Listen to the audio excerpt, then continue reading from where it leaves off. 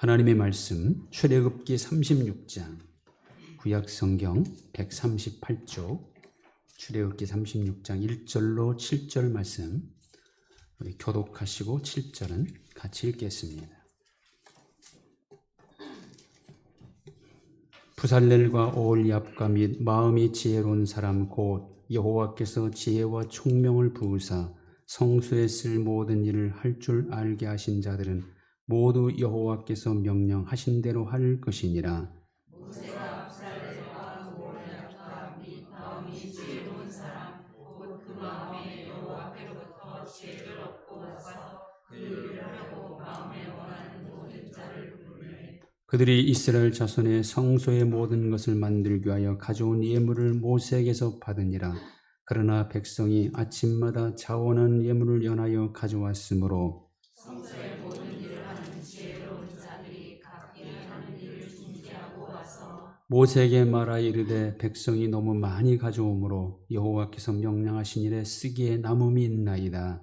모세가 명령을 내리매 그들이 진중에 공포하여 이르되 남녀를 막론하고 성소에 드릴 예물을 다시 만들지 말라 하며 백성이 가져오기를 그치니 있는 재료가 모든 일을 하기에 넉넉하여 남음이 있었더라. 아멘.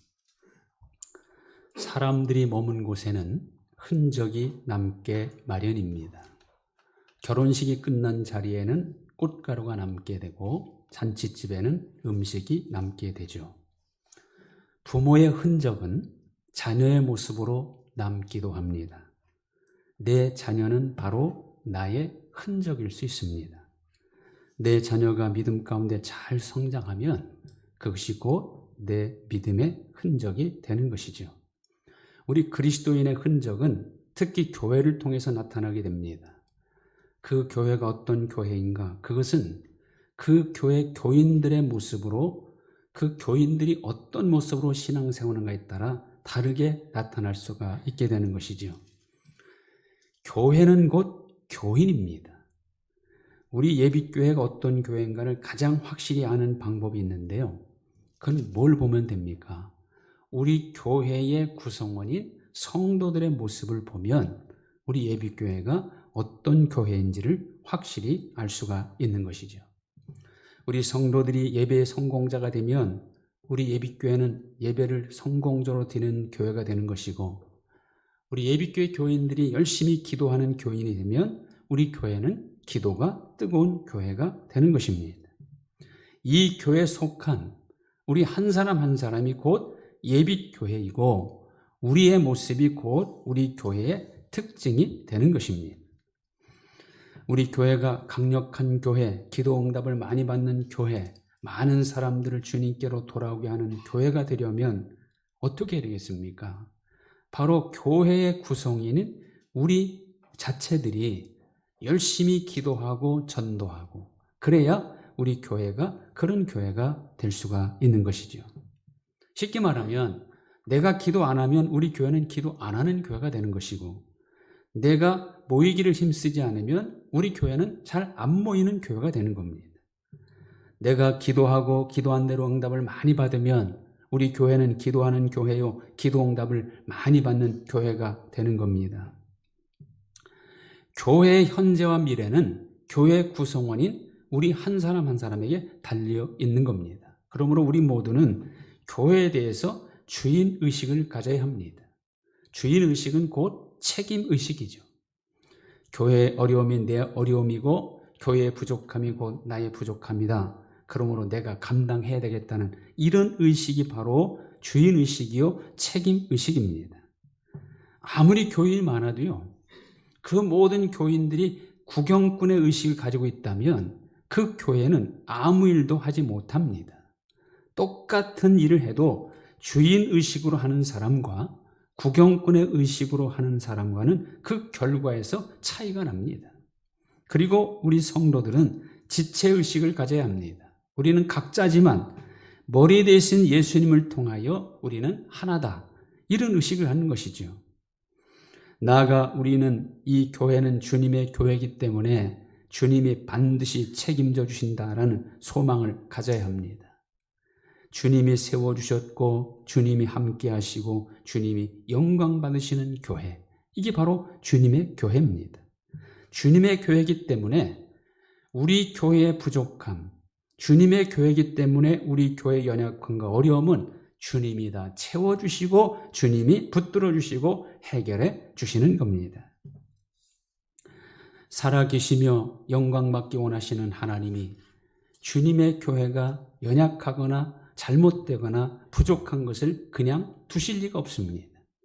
반드시 영광받기 위해서라도 도와주시고 채워주시고 붙들어 주시는 것이죠. 그래서 중요한 것은 교회 구성원인 우리 한 사람 한 사람이 바로 서 있어야 한다는 겁니다. 우리의 그릇된 길, 잘못되려고 하는 것 때문에 교회가 어렵다면 우리 책임입니다. 그러나 우리가 하나님 편에 바로 서 있는데도 어렵다면 그건 하나님 책임이에요.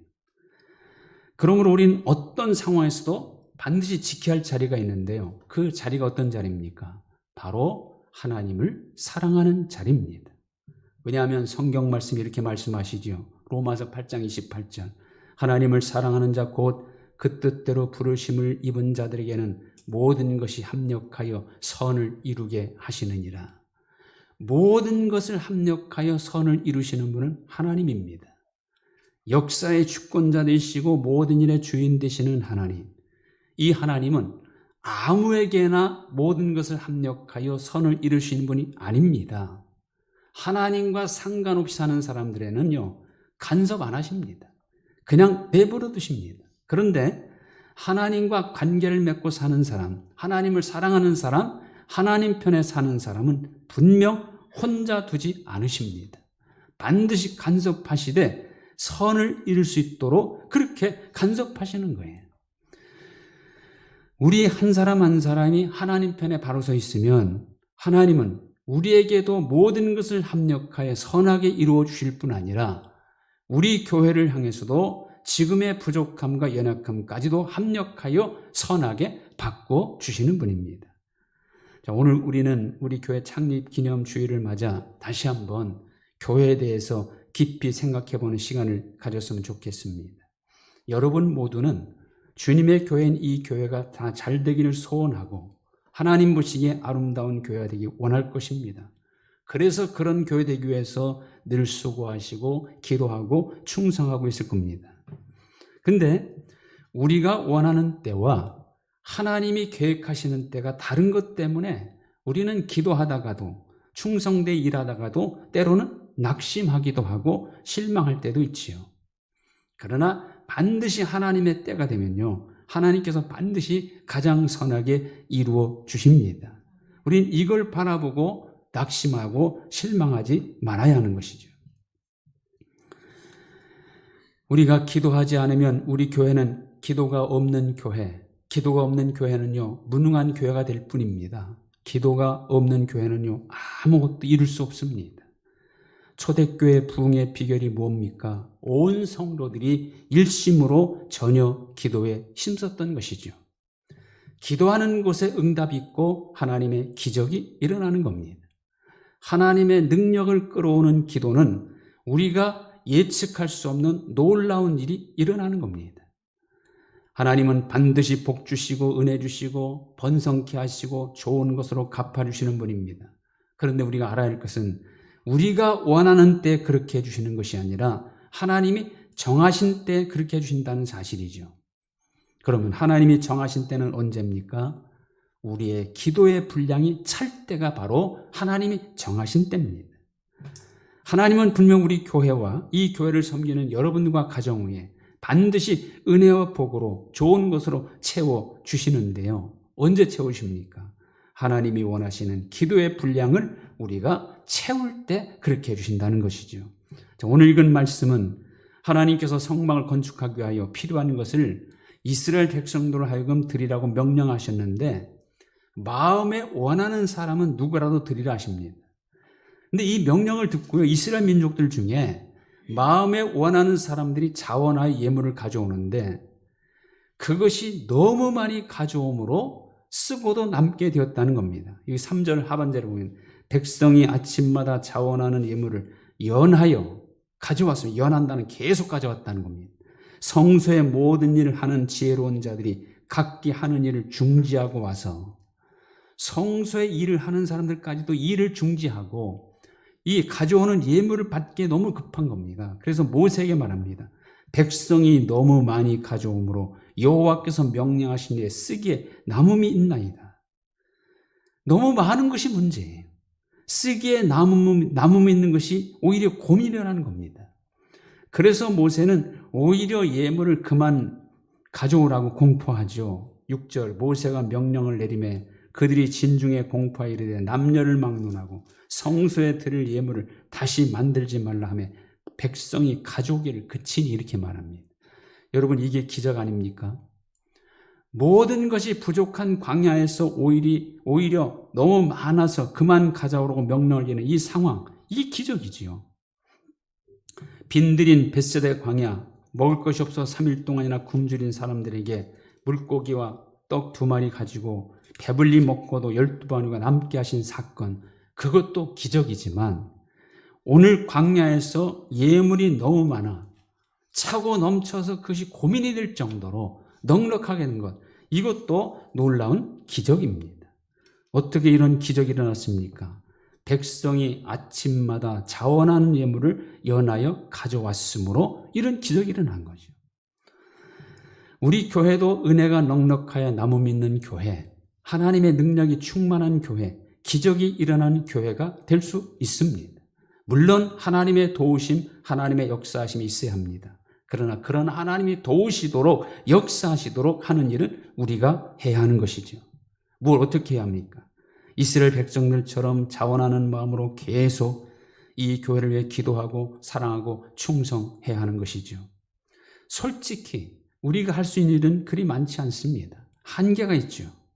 그러나 하나님은 어떤 것에도 제한받지 않으시는 분입니다. 환경을 초월하고 조건을 초월하 역사하시는 분입니다. 여러 가지 제한에 묶여 있어서 우리 생각에는 앞이 막막하고 길이 안 보인다 해도 하나님이 하시면 전혀 문제가 되지 않습니다.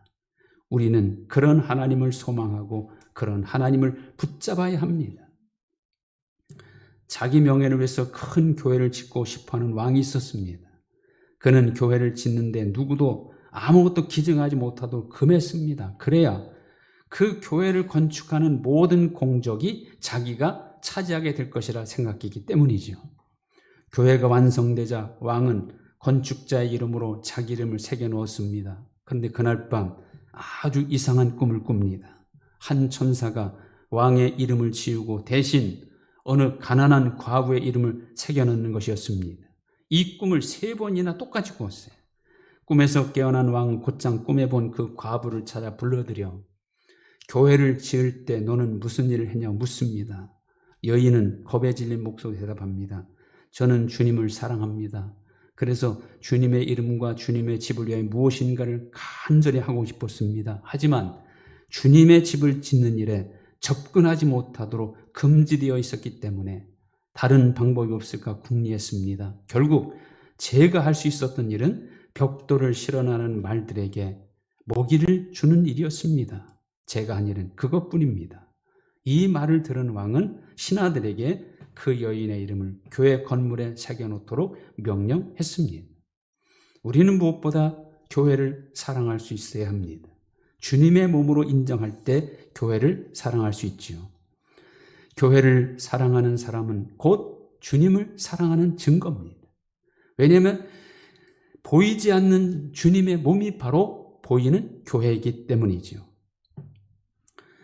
우리 교회를 통하여 한 모든 기도와 수고, 헌신은 전부 하늘의 보물로 쌓이게 되고 반드시 이 교회를 통하여 지속적인 은혜와 복으로 갚아 주실 것입니다. 이런 소망을 가지고 더욱 주님의 몸된 교회를 위하여 자원하는 마음으로 사랑하고 섬기시는 여러분 되시길 축원합니다. 그리하면 하나님이 어떻게 역사하십니까? 7절 있는 재료가 모든 일을 하기에 넉넉하여 남음이 있었더라. 저는 이 말씀을 이렇게 해석하고 싶습니다. 너희에게 필요한 것이 넉넉하여 남음이 있게 되리라. 이 교회 위에 은혜와 축복이 넉넉하여 남음이 있게 되리라. 너희 가정의 행복과 평안함이 넉넉하여 남음이 있게 되리라. 너희가 구하는 모든 것에 넉넉하여 나무 있게 응답해 주리라. 교회는 엘리베이터가 아닙니다. 여러분, 엘리베이터는 타고 버튼만 누르면 내가 원하는 곳에 데려다 주죠. 교회는 그런 곳이 아니에요. 어떤 사람은 교회에 정만 두기만 해도 천국에 갈 수 있다고 착각하는 사람이 있어요. 어느 교회든 마찬가지입니다. 뭐 유명한 교회든 큰 교회든 작은 교회든 모든 교회는 자동 엘리베이터가 결코 아닙니다. 물론 주님은 교회에 천국 열쇠를 맡기셨고 음부의 권세가 이기지 못하게 하셨습니다. 그러므로 교회 안에 거할 때 천국 갈 수 있는 믿음을 지킬 수 있고 음부의 권세로부터 이단과 사이비로부터 사탄의 유혹으로부터 보호받을 수 있습니다. 그렇다고 정만 두고 아무것도 안 하면 안 됩니다. 왜냐하면 믿음은 가만히 있는 게 아니기 때문이죠. 믿음은 완성이 없습니다. 항상 믿음은 과정 중에 있는 겁니다.